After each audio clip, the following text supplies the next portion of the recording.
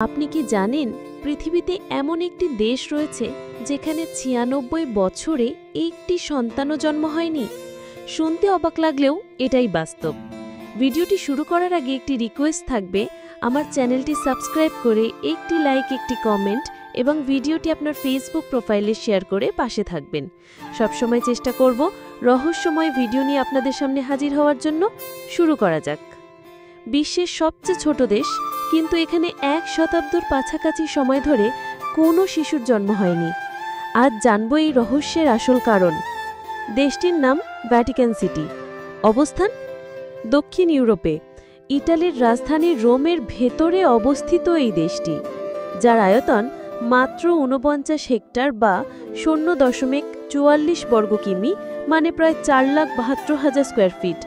স্থাপনা Saint Peter's basilica, Sistine Chapel এবং Vatican museum.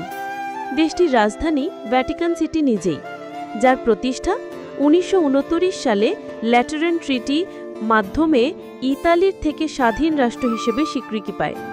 জনসংখ্যা ২০২৪ অনুযায়ী প্রায় ৮৮০ জন।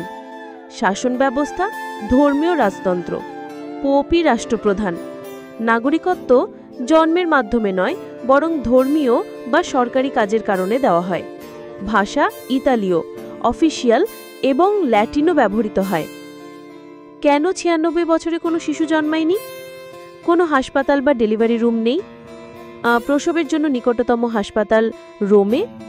স্থায়ী পরিবার নেই। অধিকাংশ বাসিন্দা পুরোহিত, সন্ন্যাসিনী বা প্রহরী।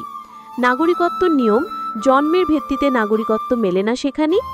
বাসস্থান সীমিত, সাধারণ মানুষের জন্য আলাদা বাড়ি নেই, শুধুমাত্র কর্মরতদের থাকার ব্যবস্থা। যদি সেখানে কারো জন্ম হয়েও যায় তাহলে কি করে?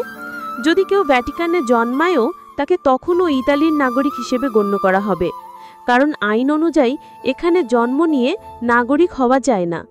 এটি বিশ্বের সবচেয়ে ছোট এবং জনসংখ্যায়ও সবচেয়ে ক্ষুদ্র দেশ। চারপাশে ৩.২ কিমি লম্বা প্রাচীর দিয়ে ঘেরা। পুরো দেশ হেঁটে ঘুরতে লাগবে মাত্র ৪০ থেকে ৫০ মিনিট। এখানে আলাদা মুদ্রা মানে ইউরো ও ডাক টিকিট আছে, যা সংগ্রহ করে। অর্থনীতি ও আয়ের উৎস, রাজ্যটিতে কোনো কর নেই, তবে অর্থ আসে মুদ্রা ও ডাক টিকিট বিক্রি, ভ্যাটিকান মিউজিয়ামের প্রবেশ ফি, পর্যটন, মুদ্রণ ও প্রকাশনা খাতে। হোলি সি এর মাধ্যমে বিশ্বব্যাপী দান ও বিনিয়োগ থেকেও আয় হয়। ভ্যাটিকান মিউজিয়ামে সিস্টিন চ্যাপেল সহ ২০,০০০-এরও বেশি শিল্পকর্ম প্রদর্শনীতে রয়েছে। ভ্যাটিকান মিউজিয়ামের পর্যটক সংখ্যা ২০২৪-এ প্রায় ৬.৮ মিলিয়ন। গার্ডেন্স, সিস্টিন চ্যাপেল এবং অন্যান্য ইতিহাসবহুল স্থানগুলো গাইডেড ট্যুরে যেতে পারেন। আল্লাহ হাফেজ।